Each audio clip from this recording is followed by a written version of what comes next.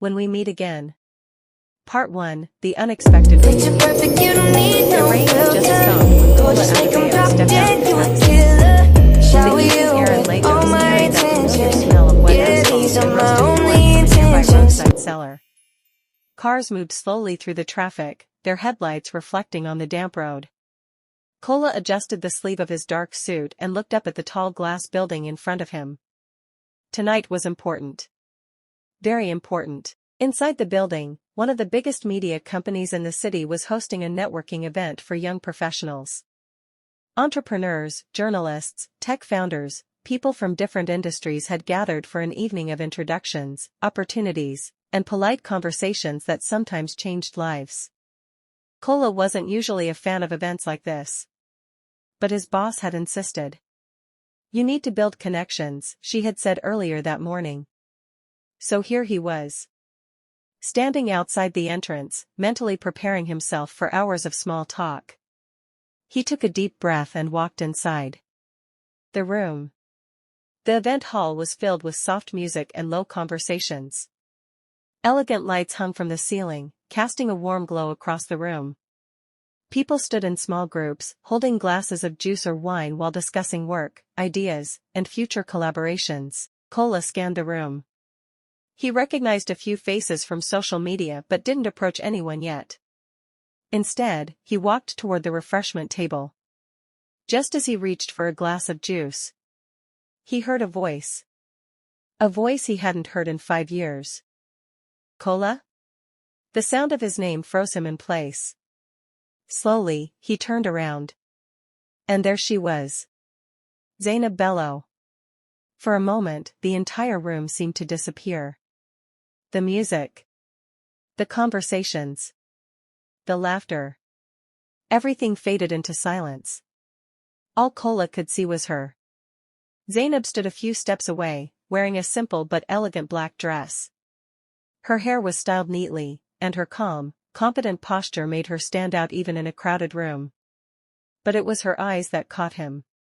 They were exactly the same. Sharp. Observant. And full of emotion she was trying hard to hide. Cola's heart began to beat faster. 5 years. 5 years since he had last seen her. And somehow, she still had the same effect on him. "Zeynep," he said quietly. For a second, neither of them moved. Then she smiled politely. "I didn't know you would be here." "Me too," Cola replied. They both laughed softly, though the tension between them was obvious. Out of all the people in Lagos, out of all the events happening tonight, they had ended up in the same room again. The past. There was a time when Cola and Zeynep knew everything about each other. Back then, they were inseparable. They had met during their final year at university. Both ambitious. Both determined to build successful careers. Their relationship had started slowly. Late-night conversations. Study sessions that turned into long walks. Phone calls that lasted until morning. What started as friendship gradually became something deeper. Something real. For 2 years, they had been together. Everyone believed they would eventually get married. Even their families knew about the relationship.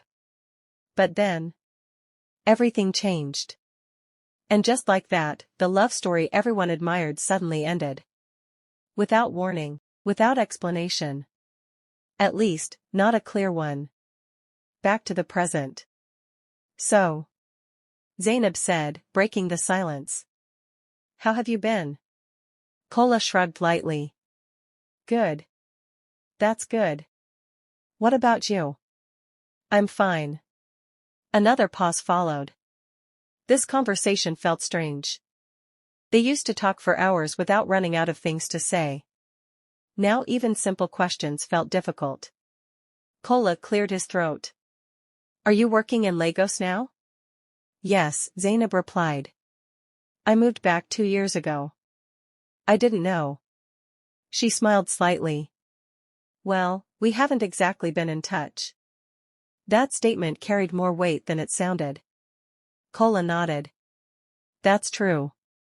For a moment, neither of them spoke. Then Zainab glanced around the room. I came with a colleague, she said. She's somewhere over there. Kola nodded again. He wasn't sure why, but part of him felt relieved. Another part felt disappointed. Listen, Zainab continued gently, it was good seeing you again. You too. She gave him a polite nod and began to walk away. But after taking a few steps, she stopped. Then she turned back. Kola?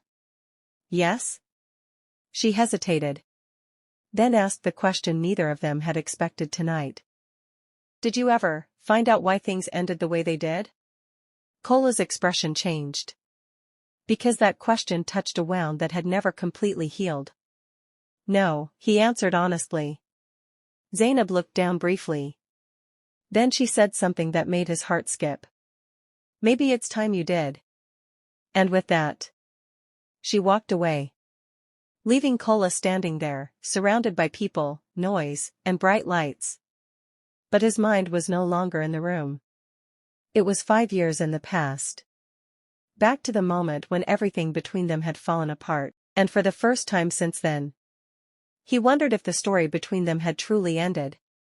Or if it had simply been waiting for the day they would meet again. End of Part 1. Watch out for Part 2.